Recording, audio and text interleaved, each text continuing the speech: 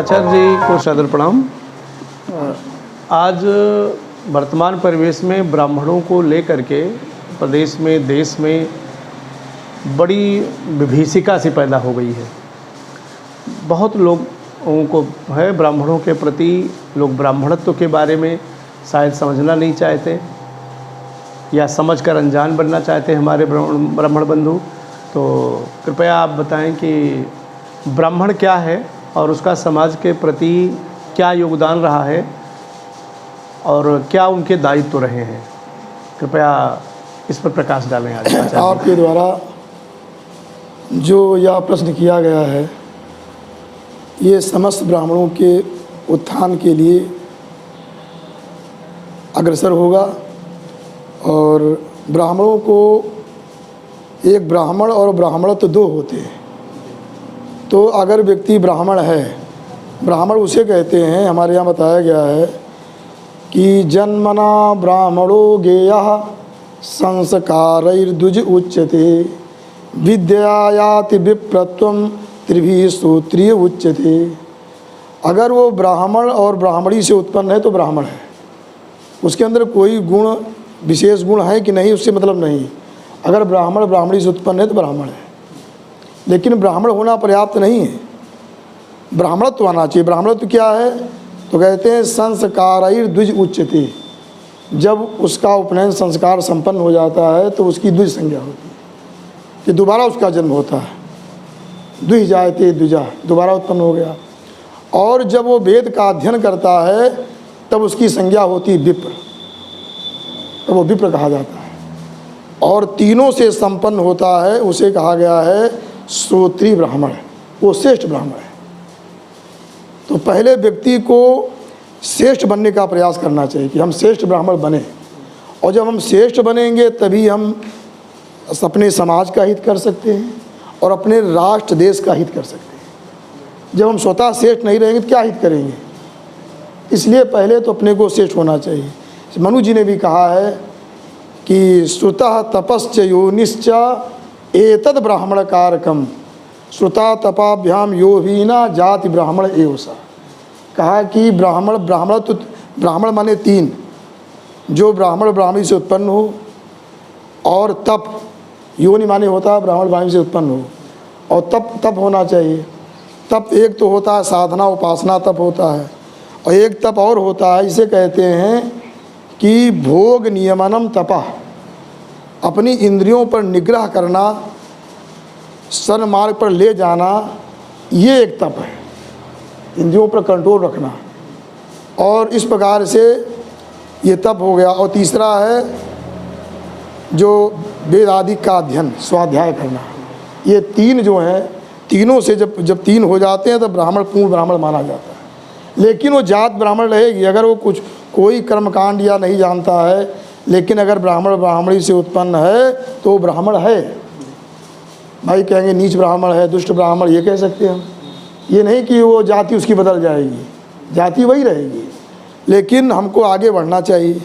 अब जिस प्रकार से प्रश्न किया कि और शुरू से ब्राह्मण, आरंभ से ही ब्राह्मण पूरे समाज का हित करते आए, इसीलिए जो है मनुस्मृति में कहा गया है कि मैत्रो ब्राह्मण उच्यते। मनुस्मृति में ब्राह्मण को मैत्र कहा गया। मैत्र माने सबका मित्र है वो, और सबका सदैव कल्याण चाहा, वो शुरू से लेकर चाहा, आरंभ से लेकर के सबका कल्याण किया है। तो मैं बताना चाहता हूँ कि ब्राह्मण के अंदर जो गुण है उनका भी अपने अंदर लाना चाहिए। तब हम गुण क्या हैं, जिसे गीता में बताया गया है, बताना चाहता हूँ। जो लोग कहते हैं 9, ये 9 गुण जो है ब्राह्मणों के अंदर विशेष होना चाहिए। वो कौन से 9 गुण हैं जो है वो गीता में कहा गया है कि समो दमः तपः शौचम क्षांतिरार्जवमेव च ज्ञान विज्ञानमास्तिक्यम ब्रह्म कर्म स्वभावजम। ये ब्राह्मणों के स्वाभाविक ये जो है कर्म बताए गए हैं, ये उनके अंदर ये गुण होने चाहिए। कौन कौन? पहला समा, सम कहा गया। सम माने इंद्रियों का निग्रह, बहिरेंद्रिय निग्रह, हमारे हाथ पैर इंद्रिय कहीं गलत कार्य में न जाएं, तब हमारे अंदर पावर बढ़ेगा। और दूसरा कहा गया दम माने अंतर इंद्रिय निग्रह, मन आदि का निग्रह, क्योंकि मन को कंट्रोल में रखना, अपने अधीनस्थ रखना, ये ध्यान रखना चाहिए, तब आप महान बनेंगे। क्योंकि ये मन बुद्धि सब हमारे अधीन है, ये समझना चाहिए, तब आप ऊंचाई। जो बड़े श्रेष्ठ ब्राह्मण हुए वो इस तरह बड़े हुए, क्योंकि गीता में कहा गया है शरीर से श्रेष्ठ जो है कर्मेंद्रियां हैं, कर्मेंद्रियों से श्रेष्ठ मन है, और मन से श्रेष्ठ बुद्धि है, और बुद्धि से श्रेष्ठ हम हैं। हम सबके स्वामी हैं। ये मन बुद्धि सब हमारे अधीन होने चाहिए। काम क्रोध लोभ मोह ये सब हमारे अधीन है, तब ब्राह्मण तो आपका आगे चमकेगा, दिखाई पड़ेगा। अपने मालिक बनकर देखो, हम नौकर बन जाते हैं, इंद्रियों के गुलाम बन जाते हैं, काम क्रोध आदि के गुलाम बन जाएंगे, तो कैसे हम क्या कर पाएंगे। तो समोदमा इस तरह है, तपह में तपस्या, तप मतलब ये भी ब्रह्म गायत्री जप करना है, सबसे बड़ा तप यही। ये ब्राह्मणों का ब्रह्मास्त्र है, गायत्री मंत्र। संध्या करना जी, जो संध्या पुस्तक हमने छपवाया है, और 250 पुस्तक हम बांट चुके हैं, अभी 500 है, तो उसमें संध्योपासन विधान बताया गया। तो संध्योपासन के लिए कम से कम 2 माला प्रातः शाम के लिए करना चाहिए, और अलग से अपने ब्रह्म तेज वृद्धि के लिए, उत्थान के लिए अलग से ब्रह्म गायत्री जप करना चाहिए। ये ब्राह्मणों के लिए ब्रह्मास्त्र है। आप जानते होंगे कि श्री वशिष्ठ जी के सामने विश्वामित्र के सारे दिव्यास्त्र समाप्त हो गए। उन्होंने अपना ब्रह्मदंड, अपना ब्रह्म तेज सामने, उनके ब्रह्म तेज के सामने विश्वामित्र के सारे दिव्यास्त्र प्रभावहीन हो गए, निस्तेज हो गए। तब विश्वामित्र को कहना पड़ा कि जो है धिक बलम क्षत्रिय बलम ब्रह्म तेजो बलम बलम एकेन ब्रह्म दंडेन सर्वास्त्राणि हतानि। ये ब्राह्मण दंड, ब्राह्मण का जो तेज है वही तो ब्राह्मण क्यों वशिष्ठ जी के विषय में कहा गया है वशिष्ठो जपताम बरा।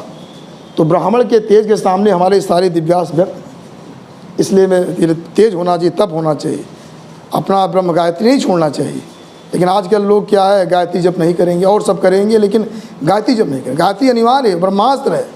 तो समो दमा तपह शौचम, और चौथा क्या, शौच। शौच माने पवित्रता, बाह्य अभ्यंतर शरीर की शुद्धि, वस्त्र की शुद्धि, घर आभ्यंतर शुद्धि, हर प्रकार शुद्धि होनी चाहिए। जब शुद्धि कैसे होगी, खाद्य का विचार करना चाहिए, क्या हम खाएं क्या ना खाएं। तो जब पवित्रता होगी, पवित्र हम, तो हमारा चिंतन बढ़ेगा। इस प्रकार से शौचम, और के बाद है शांति। शांति माने क्षमा। ब्राह्मण के अंदर क्षमा भाव भी, क्षमा होना चाहिए। जहाँ क्षमा करने लायक क्षमा करते हैं ब्राह्मण, जब क्षमा लायक नहीं बा तभी वो उग्र हो जाता, वो होते हैं, पहले क्षमा करते हैं। क्षमा एक गुण ब्राह्मण का है। और आर्जव माने सरलता, सरलता भी उनका गुण है। ब्राह्मण सदैव सरल ही रहते हैं, धर्म की रक्षा के लिए उग्र हो जाते हैं। जब धर्म का जानते हैं कि हमारी वाणी से धर्म की रक्षा नहीं हो रही है, तब उनके अंदर पावर आता है, तब वो धर्म की रक्षा के लिए वो जो क्रोध वो धारण करते हैं, क्रोध कि धर्म की रक्षा हो। क्योंकि याज्ञवल जी ने कहा है ब्राह्मण का धर्म है, कर्तव्य है, तपस्तप्त्वा सजद ब्रह्मा ब्राह्मणान वेद गुप्त तृप्त्यर्थम पितृदेवानाम धर्म संरक्षणाय च। याज्ञवल जी ने कहा कि ब्राह्मण का एक कर्तव्य है कि वो जो है वेद की रक्षा करे। जो वेदियत माने जो सारा ज्ञान हमको करा रहा है वो वेद है, वेद ही सारा ज्ञान करा रहा है, उसकी रक्षा करे, और देवताओं को तृप्त करे, पितरों को तृप्त करे, और चौथा है धर्म संरक्षण। इसलिए परशुराम जी ने जब देखा कि ऐसे आताई राजा हो गए जो धर्म को उच्छ्वासवर्ती हो गए, माने शास्त्र मर्यादा का उल्लंघन कर दिया, जब ये देखा तब उन्होंने अपना जो है पहले समझाने का प्रयास किया, नहीं माने तो फरसा उठाया। जितने आतताई थे, परशुराम ने किसी धार्मिक का वध नहीं किया, केवल आतताइयों का संहार किया, दुष्टों का। विशेष करके वो जो है ये जो है शास्त्रार्जुन का जो वध किया उनके, और जो उनके पक्ष में आए, उनके सहयोग में आए, वो सारे राजा मारे गए, मुख उन्हीं का था। तो इस प्रकार से जो भी आतताई थे सारे राजा मारे गए, और धर्म की उन्होंने स्थापना किया।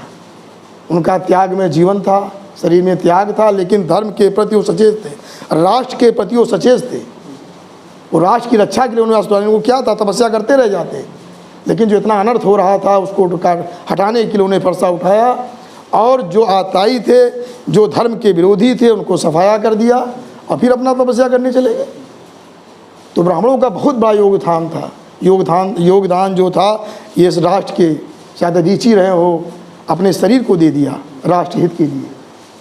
तो इस प्रकार से, लेकिन हमको तेजस्वी बनना पड़ेगा, जो हमारे गुण बता रहा था, शमो दमा तपा शौचम क्षांति राजो मेवचा, और ज्ञान विज्ञान मास्तिक्यम। ज्ञान, ज्ञान मतलब तो शास्त्रों का ज्ञान मुझे होना चाहिए। अब चाणक्य जी को ज्ञान था, तब उन्होंने कितनी नीति की शास्त्रों की अच्छी बातें बताई, अपने देश कितना बड़ा उद्धार किया जो चाणक्य जी ने, शास्त्र का ज्ञान था उनको। तो ज्ञान होना चाहिए और विज्ञान भी होना चाहिए। विज्ञान कहते हैं आत्मज्ञान, आत्मज्ञान से बहुत बड़ी शक्ति बढ़ जाती है व्यक्ति। अगर आत्मज्ञान उससे तरफ होता है तो उसका पावर बढ़ जाता है, शक्ति बढ़ जाती है। और चौथा का अंतिम कहा गया जो नवा है कि आस्तिक, आस्तिक होना चाहिए। मैंने आस्तिक मतलब होता है कि जो परलोक में जिसकी मति है कि परलोक है, परलोक को मानता है, वो आस्तिक है। परलोक मतलब जो वेद कहता है लोक परलोक, इस प्रकार से जो व्यक्ति परलोक से आता है फिर दूसरे लोक में जाता है, आत्मा कभी मरता नहीं है, ये जो शास्त्र पर विश्वास रखता है, शास्त्र पर, वो आस्तिक है। भाई हमारा संविधान क्या है? वेद है। वेद, वेद को जो मानता है वो आस्तिक, वो आस्तिक है। अस्तिदिष्टम मति आस्तिक कहा गया। इस प्रकार से जो परलोक, जैसे हम लोग जानते हैं कि भाई यहाँ पर कोई बहुत ही दरिद्र है, बहुत वो पैदा होते कोई अरबपति बन गया, तो कैसे बन गया? कौन सा कर्म किया वो? अरबपति का बेटा हुआ अरबपति बन गया। एक दरिद्र किया पैदा, दरिद्र हो गया, कैसे हो गया? कौन सा कर्म किया उसने? तो मानना पड़ेगा ये पूर्व जन्म का ऐसा वो कर्म किया था कि पैदा होते अरबपति बन गया, वो पैदा होते दरिद्र हुआ। ऐसे आगे भी हमको, इस प्रकार से ये आस्तिक का लक्षण है कि वेद शास्त्र में जो कहा गया, वेद को जो मानता है वो आस्तिक है, जो वेद को नहीं मानता है वो नास्तिक है। ये ब्राह्मणों के जो धर्म है, स्वभाव है। इस प्रकार से जब अपने अंदर एक गुण लाएंगे और ब्रह्म गायत्री के द्वारा, संध्या तर्पण के द्वारा, वेद स्वाध्याय द्वारा जो अपने हम तेज को बढ़ाएंगे तभी हम कुछ कर पाएंगे। नहीं तो ऐसे मरते रहेंगे, लोग मारते रहेंगे, भाई क्या होगा? जब अपने तेज को हम नहीं बढ़ा पाएंगे तो क्या होगा? इसलिए अपने तेज को बढ़ाओ। पतंजलि जी ने कहा है कि ब्राह्मणे निष्कारणो धर्मा षडंगो वेदो ध्येयो गेयश्चा। ये ब्राह्मण का निष्कारण धर्म है, षडंग वेदों को जाने, अध्ययन करे, स्वाध्याय करे, तब वो शक्तिशाली होगा और तब वो अपना हित करेगा, अपने समाज का हित करेगा, राष्ट्र का हित करेगा, विश्व का हित करेगा। और किया है हमारे जो है महापुरुषों ने, विश्व का हित किया है। कितने परमाणुवाद, क्या क्या सारा विज्ञान तुम्हारे महर्षियों ने ये प्रकट किया है। की बात हम लोग करते ही, हमारे यहाँ तो सब यही कहा गया, सर्वे भवन सुखिना सर्वे सन्तु निरामया सर्वे भद्राणि पश्यन्तु माँ कश्चित् दुर्भाग् अस्तो माँ सद्गमय तमसो माँ ज्योतिर्गमय मृत्योर माँ मृतम गमय। वो सबके लिए कहा गया, ना कि अपने लिए। तो हमारे यहाँ ऋषियों ने कहा है कि जो हम यज्ञ करते हैं, मंत्र का मैं व्याख्या नहीं कर रहा हूँ, केवल मंत्र की व्याख्या कर रहा हूँ। ऋषियों ने कहा कि जो हम यज्ञ करते हैं इसका जो फल, हर फल है वो ब्राह्मणों को प्राप्त हो, और ये क्षत्रियों को प्राप्त हो, वैश्यों को प्राप्त हो, चौथे वर्ण को प्राप्त हो, और बचे वो हमको मिले। ऋषि लोग अपने लिए बाद में कहते हैं। इसलिए इतनी उदारता हमारे यहाँ जो हमारे ऋषियों के अंदर रही है। हाँ, तो इसलिए, लेकिन आज स्थिति परिस्थिति बदल रही है, तो ब्राह्मणों को अपने तेज को बढ़ाना है। खाद्याखाद्य, कर्तव्या कर्तव्य, सबकी तरह नहीं, अपने को अलग रूप में अपना साधना करना है। और फिर हम आगे बढ़ कर के हमको समाज में जाना है, राष्ट्र में, राष्ट्र का हित करना है, केवल नहीं घर में बैठे रह जाना है। इस प्रकार से सब लोग जानते हैं ब्राह्मणों का क्या योगदान रहा है, क्या है। अभी भी ब्राह्मण जो है राष्ट्र हित की काम कर रहे हैं। जो भी आज के संस्कृति बची हुई वो सब ब्राह्मणों की देन है। समाप्त हो जाता सब जो अभी कोई ना तो ज़्यादा महत्व संस्कृत भाषा का है कुछ, लेकिन फिर भी ब्राह्मण लोग लगे हुए हैं, उसको चला रहे हैं, आगे बढ़ा रहे हैं, ज्ञान दे रहे हैं। आज जो भी लोग धर्म कर्म कर रहे हैं ये संस्कृत की देन है। भाई घर में कौन देखता हम क्या कर रहे हैं, लेकिन हम जानते नहीं ये हमारी माँ है, ये हमारी बहन है, ऐसा करेंगे तो हमको पाप लग जाएगा, हमको नरक जाना होगा, ये गलत काम है। न कि हम शासन प्रशासन के डर से हम धर्म कर रहे हैं। अधिकतर आज भी जो धर्म हो रहा है ये हमारे धर्मशास्त्रों की, ऋषियों की, इनकी सबकी देन है जो हम धर्म कर रहे हैं। और कोई प्रश्न हो या कोई? आचार्य बहुत बढ़िया आपने बताया। आज के ब्राह्मणों के बारे में आचार्य थोड़ा सुझाव निर्देश दें कि आज के ब्राह्मणों को क्या करना चाहिए। जैसे आपने कहा कि ब्राह्मणों की शक्ति उसके संस्कार और धर्म बल ही उसकी शक्ति है, उसी से वो जब चाहता है तो दुष्टों को दंड देता है, जैसे भगवान परशुराम ने दिया। तो कुछ आज के वर्तमान परिवेश जो ब्राह्मणों के हमारे बच्चे संस्कार विहीन हो रहे हैं, पाश्चात्य संस्कृति की तरफ लगातार भाग रहे हैं, उनके लिए आपको क्या निर्देश हैं कि ऐसे अभिभावकों को अपने बच्चों के प्रति क्या करना चाहिए? हाँ, बच्चों के प्रति ये कर्तव्य करना चाहिए कि उनके समय पर ध्यान देना चाहिए कि वो समय अपना कहाँ व्यय कर रहे हैं, कहाँ खर्चा कर रहे हैं। सबसे बड़ा मूल्यवान समय होता है। अगर आपने समय का सदुपयोग किया तो समय आपकी सहायता करेगा। अगर समय का दुरुपयोग किया तो बच्चे धन भले ज़्यादा खर्चा करते हैं, लेकिन समय का ध्यान होना चाहिए कि उन्हें कहाँ गए, क्या किए। तो इसलिए उनको कम से कम हर बालक को समय से संध्योपासन होना चाहिए, उनकी जिनका उपनयन संस्कार होना चाहिए। आजकल क्या बन गया है, सबसे बड़ा पतन जो ब्राह्मणों का हुआ है, आजकल ब्राह्मण जो शक्तिहीनता आई है वो क्या हुई, जो उनका उपनयन संस्कार ही नहीं होता है। जितना जो अपने एडवांस समझते हैं, बहुत बड़े अपने बुद्धिमान समझते हैं, हम कहते हैं वो कौन सी बुद्धि तुम्हारी है, कम से कम समय से जनेऊ करा दो, ब्रह्म गायत्री का जप करे, उसका तेज बढ़े, उसके लायक बने वो। लेकिन नहीं, विवाह अगर 30 साल पर हुआ तो 30 साल पर जनेऊ होगा, और उस दिन विवाह के एक दिन पहले चाहे कोई नक्षत्र हो, अब दक्षिणायन सूर्य हैं, इसमें जनेऊ का विधान नहीं। अब विवाह होगा उसी में जनेऊ करेंगे, चाहे कोई दिन हो, चाहे कोई नक्षत्र हो, चाहे जो योग हो, विवाह के एक दिन पहले जनेऊ हो जाना है। तो हम लोग कितना असावधान हो गए। चाहे रामायण पढ़ें, चाहे भागवत पढ़ें, पढ़ने क्या मतलब हुआ। राम जी का जनेऊ समय से हुआ, सभी देखिए जो भी श्री कृष्ण का जनेऊ 11वें वर्ष हो गया, क्षत्रिय थे, तो सबका समय जनेऊ हुआ, गुरुकुल में गए, पढ़े नहीं, घर पर पढ़ें। तो ये सब जब ये कुछ हम नहीं मानते हैं, नहीं मानेंगे तो क्या होगा। अब 30 साल हो गया, जनेऊ कोई मतलब है उसका नहीं हुआ। लिखा है कम से कम मनु जी ने कहा कि 8 से 16 के बीच में जनेऊ होना, 8 से आरंभ है, 16 तक हो जाना चाहिए। हाँ, और किसी ने कहा नहीं कि मतलब वो जो गिनते हैं जन्म से, तो गर्भ से गिनते हैं, गर्भ से गिनेंगे तो 1 साल कम हो जाएगा। गर्भ से उधर कहते हैं नहीं, 16 आरंभ होने के पहले ही। तो किसी का मत है 14 वर्ष में, हाँ मतलब 8 से 14 मतलब भी होना चाहिए। और क्षत्रिय का है कि 11 से 22, वैश्य का है 12 से 24। इस प्रकार से उपनयन संस्कार का विधान लेकिन कहीं नहीं हो रहा है। कुछ लोग हम लोग करते हैं, प्रतिवर्ष जो है उपनयन संस्कार करते हैं, कभी 60, 70, 80, 90, कभी 100 तक, 100 बालक तक एक साथ हो जाता है। तो इसलिए हमने संध्या और तर्पण की पुस्तक भी छपवाई और निःशुल्क सबको बांटा जा रहा। सबका सहयोग है कि लोग संध्योपासन करें। जहाँ जब गायत्री पकड़ लेंगे, गायत्री जब करना आरंभ कर दें, निश्चय उनका उत्थान होना, कोई रोक नहीं पाएगा। इतना अवश्य लोग करें, समय से उपनयन संस्कार करें और इस प्रकार से अपने अपने स्वरूप को समझे मैं क्या हूँ। अपने ऋषियों का स्मरण करें, भगवान परशुराम जी को देखें, श्री चाणक्य जी को। यही तो ये संस्था चाणक्य परिषद क्यों बनाया गया कि हम चाणक्य जी के आदर्शों को देखें, हमारा पवित्र जीवन हो जाएगा। हम बहुत कुछ कर सकते हैं, बहुत आगे जा सकते हैं, लेकिन अपने महापुरुषों को नहीं देखेंगे, परशुराम जी को नहीं देखेंगे तो हम क्या कर पाएंगे। परशुराम जी को फोटो रखना चाहिए सामने, देखो कैसे किस तरह कितने महान बने। हम भी उनके मार्ग पर चलेंगे, आगे बढ़ेंगे। चाणक्य जी अपनी बुद्धि के बल पर कितना करके दिखा दिया। ब्राह्मण बुद्धि से काम, अगर दंड नहीं तो बुद्धि से काम करो। इस प्रकार से आगे बढ़ना है। और खाद्य जहाँ देखो तहाँ भोजन मत करो, जहाँ देखो छोड़ो ये सब। घर में शुद्ध चीज़ें बनाओ, खाओ, इधर उधर खाना पीना इधर सब बंद करो, तब आप आगे बढ़ पाएंगे। सबसे आगे महान इसीलिए आप आगे थे। आपका सादा जीवन, सादा भोजन, दिव्य चीज़ें आप पाते थे। आजकल की चीज़ें इस तरह जहाँ टूट पड़ते हैं ब्राह्मण लोग सब, जहाँ आधुनिक भोज भंडारा में, वो सब ठीक नहीं है। अपना सादगी जीवन में लाइए। अपने ऋषियों, अपने जो आचार्य पूर्वाचार्य, उनके विषय में देखिए।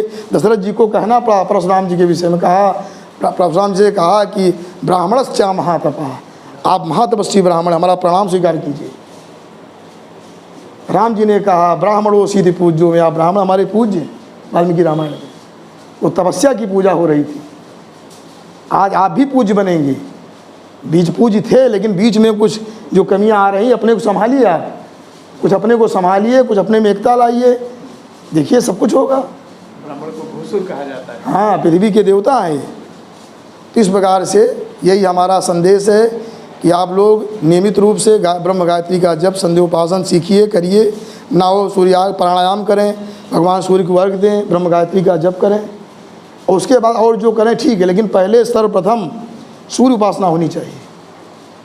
सूर्य उपासना के बाद ही गणेश जी की उपासना करें, माता जी की उपासना करें, भगवान शिव की उपासना करें, विष्णु उपासना करें। सर्वप्रथम उपासना भगवान सूर्य की है, ये नित्य है। अगर एक दिन आपने संध्योपासन छोड़ दिया तो बहुत बड़ी हानि हो जाती है। लिखा है संध्योपासन ना करने का जो दोष होता है वो किसी भी शुभ कर्म से समाप्त नहीं हो सकता। एक दिन आपने शंकर जी की पूजा नहीं किया, चलाऊ है, आपने भगवान विष्णु पूजा नहीं किया, चलाऊ हो। लेकिन लिखा है विष्णु दीक्षा अनित्यापि शिवस्यापि तथैव च गायत्री उपासना नित्या सर्वै वेदै समीरिता। सभी वेदों ने कहा गायत्री उपासना नित्य है और सब पूजाएं अनित्य है। आज नहीं, जो कल कर लेंगे, परसों कर लेंगे, इकट्ठा कर लेंगे, लेकिन वो संध्योपासन अनिवार्य है। इतना इसका महत्व बताया गया। कहा गया है, भगवान ने कहा अविद्यो वा सविद्यो वा ब्राह्मणो मामकी तनु। ब्राह्मण अगर संध्योपासन ब्रह्म गायत्री जब करता, भगवान ने स्वतः कहा वो मेरा शरीर है, उसको बिना वेद पढ़े वेद के पुण्य से युक्त हो जाएगा ब्रह्म गायत्री जब करने वाला। जो हाँ, ये जो गायत्री मंत्र है, ये तो अलग से 3 गायत्री अलग से जोड़ी जाती है। भूर्भुवः स्वः अलग, ओम अलग से जोड़ा जाता है। गायत्री मंत्र तकार से आरंभ होता है और तकार से समाप्त होता है। ये 24 अक्षर हैं। हाँ, ये छोटा जो आप सब लोग जानते हैं, तो इसमें जो बताया गया है कि में 24 अक्षर हैं। और जो वाल्मीकि रामायण में क्या है, 24 अक्षर हैं। एक एक अक्षर को वाल्मीकि जी ने 1000 श्लोकों में व्याख्या किया है। ये पूरी गायत्री मंत्र की व्याख्या है, ये वाल्मीकि रामायण है। जैसे जब टीकाकारों ने जब ये गायत्री मंत्र का एक अक्षर जब 1000 श्लोक हो जाते हैं, टीकाकार कहते हैं कि अब एक अक्षर की व्याख्या हो चुकी। फिर 1000 जब वाल्मीकि जी लिखते हैं श्लोक, दूसरे अक्षर की व्याख्या। तो 24 अक्षरों में 24,000 श्लोक उन्होंने लिख डाला। इतना महत्व इसका है। तो इसलिए श्रीमद् भागवत में भी कहा गया है कि ब्राह्मणस्ते शरीरोयम क्षुद्र कामाय नेष्यते कृच्छे तपसा चेह प्रेत्यानंद सुखाय च। ब्राह्मण का शरीर जो है तुच्छ कार्यों के लिए नहीं होता है। नशा मांस मदिरा इस तरह से अनाप शनाप खाना पीना, गंदे लोगों के साथ उठना बैठना, ये ब्राह्मण से नहीं है। ब्राह्मण शरीरोयम क्षुद्र कामाय नेष्यते कृच्छाय तपसे चेह प्रेत्यानंद सुखाय च। वो तपस्या के लिए होता है और परम आनंद के लिए, अनंत सुख के लिए ब्राह्मण शरीर होता है। अनंत सुख को प्राप्त करे। ये छोटे मोटे सुख क्या, बीड़ी सिगरेट मदिरा, ये सब इस सुख के लिए नहीं होता ब्राह्मण शरीर। ये दिव्य सुख के लिए प्राप्ति हो। अपनी आत्मा को जगाइए, दिव्य सुख प्राप्त करो। जैसा वशिष्ठ जी ने प्राप्त किया, भगवान परशुराम जी ने प्राप्त किया, जैसे इस प्रकार से सप्तऋषि हैं उन्होंने जैसा सुख प्राप्त किया, वैसे हमें सुख प्राप्त करना चाहिए। हमें सन्मार्ग पर आना होगा। और वेद कहता आहारा संध्या उपासित, कि आहारा मैंने प्रत्यहा संध्या उपासन करना चाहिए। इस प्रकार से आज यही वाणी को विराम। असतो मा सद्गमय तमसो मा ज्योतिर्गमय मृत्योर्मा मृतंगमय। ओम शांति शांति। हमारी संस्कृति, हमारे संस्कार सदा रहे हमारे